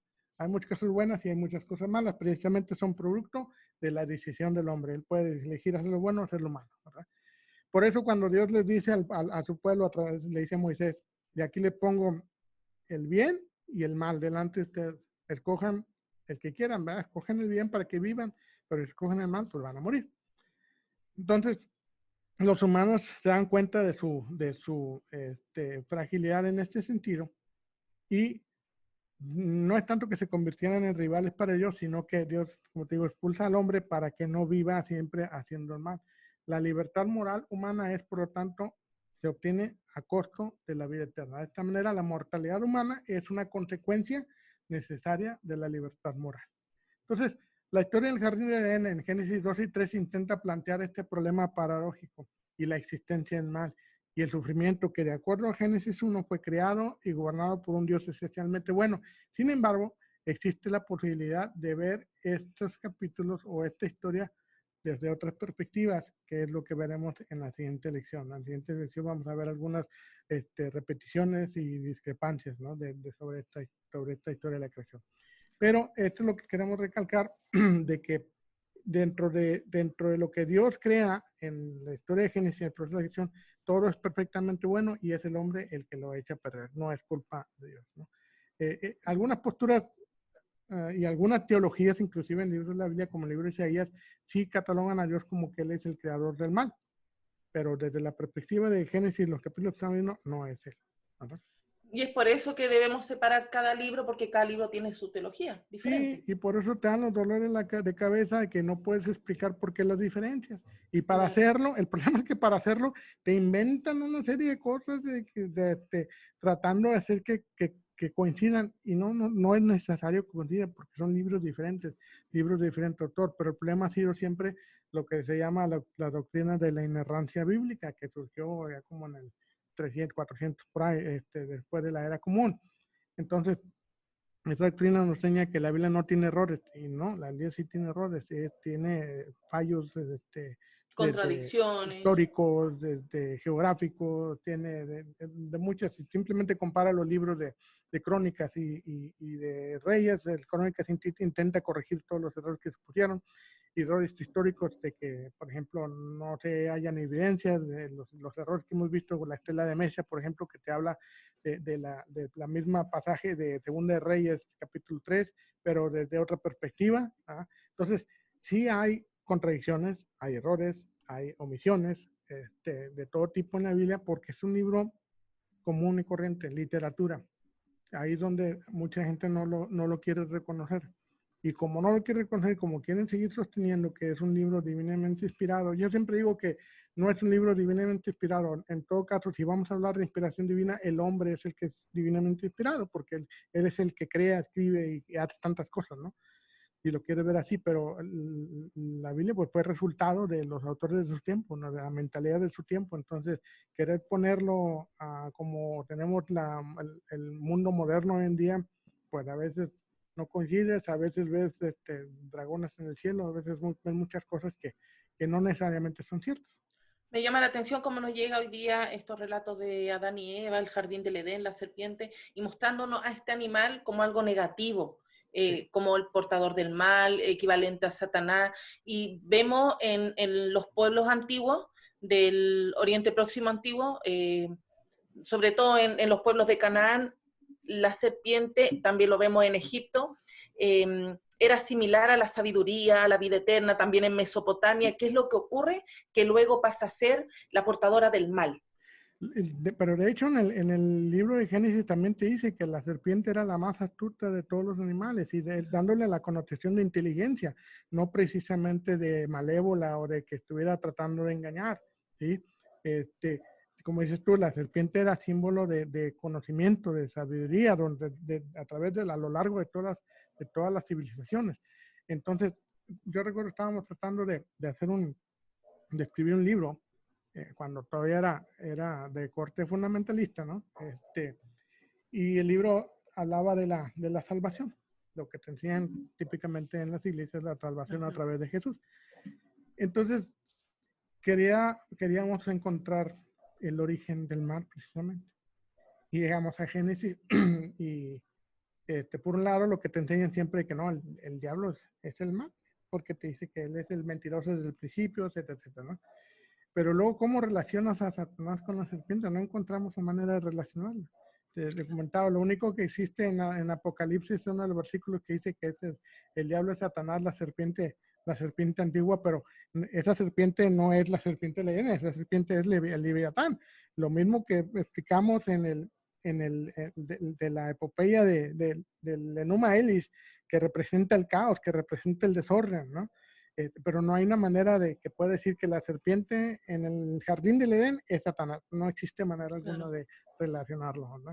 Si lo haces, vas a tener que hacer muchos artilugios y malabares y al último torcer muchos versículos para poderla ligar. Y no es en realidad como es eso. Y tan así de que representa la sabiduría que tenemos la vara de Esculapio, el símbolo de la medicina que está envuelta por serpiente. Así es, que es muy similar a lo que les mandó Moisés hacer en el desierto, ¿no? Para que cuando los mordieran los serafines volantes, pudieran ver a esta serpiente enrollada en la vara de bronce y fueran sanados, ¿no? Tiene mucha historia. Entonces, si en el judaísmo se representa la serpiente como la astuta, o sea, que tiene sabiduría, tiene conocimiento, esa descripción cambia en el cristianismo. El cristianismo es la que la representa como Satanás, como el mal. Es que viene a ser la justificación del mal. Y el problema con esta visión es que quitas tu responsabilidad, ¿sí? Te haces tú como que, ok, no fue culpa mía, lo mismo que hace Adán, ¿no? La mujer que me diste, esta fue la que me dio a comer, ¿verdad? O sea, no eres dueño de tus propios actos, no eres responsable de tus propios actos. Entonces, en el cristianismo entra el dogma, la doctrina del pecado original, que no se encuentra en ningún lugar en la Biblia. Esto no es considerado como un pecado. Y es que el problema es precisamente la palabra pecado. En alguna ocasión vamos a tocar este punto. Pero la idea de pecado que nosotros tenemos es la idea que nos dejó Jerónimo de Saboranora. De la Vulgata Latina. Sí. Entonces, para él, pecado fue todo, o sea, completito todo lo encerró en pecado y lo puso como pecado de muerte, ¿no? Pero te da a ver muy bien que en el hebreo hay por lo menos 5 palabras diferentes para nombrar transgresión: error, errar al blanco, una equivocación. Pero él todo lo dejó como pecatum. Así, que le dan una connotación que no es digno de muerte, ¿no? Que te equivocaste, pero vuelve a hacerlo, ¿no? Hay cosas que sí, obviamente eran dignas de muerte, como por ejemplo las que enumera Moisés cuando da la ley al pueblo de Israel, ¿no? que si haces tal cual cosa, tienes que sacar y apedrearlo, ¿no? Porque es digno de muerte. No hay una segunda oportunidad. Pero no todo es así en ese derecho. Lo que significa, lo hemos visto en algún momento, lo que significa Torah es instrucción, no es ley. La Torah contiene ley, pero no significa ley. La Torah significa instrucción. ¿Ah? Y la instrucción en el sentido de alguien que está practicando el tiro al blanco, ¿sí? Entonces, cuando tú pecas, entre comillas, fallas al blanco, pero ¿qué haces? Vuelves a agarrar otra flecha y le vuelves a practicar hasta que des en el blanco. Esa es la idea que tiene la instrucción o la Torah, ¿verdad? Pero después con la formación de la iglesia y tratando ¿qué es lo que tratan de hacer? De dominar, de encasillarte, decir todo es pecado, es culpable de muerte y por lo tanto tienes que estar sujetos a los dogmas y la doctrina de la iglesia porque si no vas al infierno, que tampoco existe en la Biblia hebrea, no existe esa idea, solamente existe el Seol, que es el sepulcro, ahí te van los muertos y se acaba, ¿no? Entonces, hemos ido desarrollando a lo largo de miles de años una teología que dista mucho de la Biblia. El problema es que quieren utilizar la Biblia para sustentar todo lo que se cree y no es posible. Cuando la estudias a profundidad, no es posible. Obviamente, si te dicen y te repiten, es que esto sale el camino de los romanos, como cuando estás estudiando en el seminario, el camino de los romanos, no hay justo ni uno, etcétera, todo lo que Pablo escribió, Ujú. y te enseñan a pensar de esa manera, y es una mentalidad circular, porque ¿quién lo dijo? Dios. ¿Y quién escribió la Biblia? Dios, ¿verdad? Entonces, se vuelve una mentalidad circular. Pero cuando estudias desde otra perspectiva y tratas de entender cómo se fue formando esa idea, y sobre todo, cuál era la idea original del escritor, cuando escribe Génesis, en su mente no tenía ni le pasaba por encima que la serpiente era el diablo, porque ni siquiera sabían quién era el diablo en ese momento, ¿no? Ajá. No había sido creado para ese punto en la historia, ¿no? Entonces, digo, la intención es básicamente decir que Dios es bueno. El que Ujú. tiene la oportunidad de corromper todo es el hombre a través de sus decisiones. Ajá. Ok. Entonces, la próxima semana podríamos hacer un en vivo. Sí, está bien. Si ya hay material suficiente como para preguntas, Pues, respuestas y poder mira, interactuar. si quieres, vamos a esperarnos a la lección 5. La Ah, semana que ya. entra es la 4. Y a las 5 la hacemos en vivo. Para Ah, ok. contar, por ejemplo, 5 lecciones, Ya. ¿verdad? Y Ya, así vemos buenísimo. preguntas sobre lo que hay anteriormente. Ya. Me ¿Verdad? parece. Genial. Entonces, bueno, seguimos semana a semana impartiendo esto. Oye, hemos tenido harta aceptación. A la gente le encantan tus enseñanzas. Pues qué Se bueno, puede ¿no? ver en los mensajes, los Ujú. agradecimientos, así que yo estoy aprendiendo y junto a mí aprendemos varios, mucho, mucho. Pues esa es la intención. Y como te digo, no, vaya, no porque yo lo diga significa que lo deben de creer a ciegas, no. O sea, para eso está el material, léanlo. A lo mejor pueden ver algún formulario, una pregunta que no estemos tocando aquí en base al tema que se está viendo y lo estoy pasando por alto, pero esa es la intención, que vayan, lean, que investiguen y precisamente por eso le doy material para que puedan documentarse, ¿verdad? No, y buenísimo, buenísimo que puedas compartir ese material. Imagínate, estas clases son buenísimas, sacadas de la Universidad de Yale, de una excelente doctora, con muy buena formación. Hay material, estudios gratis, o sea, ¿qué más tenemos para poder instruirnos y poder conocer un poco más de la Biblia hebrea? Sí, así es, solamente las ganas que faltan, ¿verdad? Claro que sí. Así que bueno, nos despedimos. Un gusto, como siempre, semana a semana estar contigo a través de Zoom, querido Edgar, y nos despedimos de los amigos. Así es, nos vemos a la próxima. A la próxima.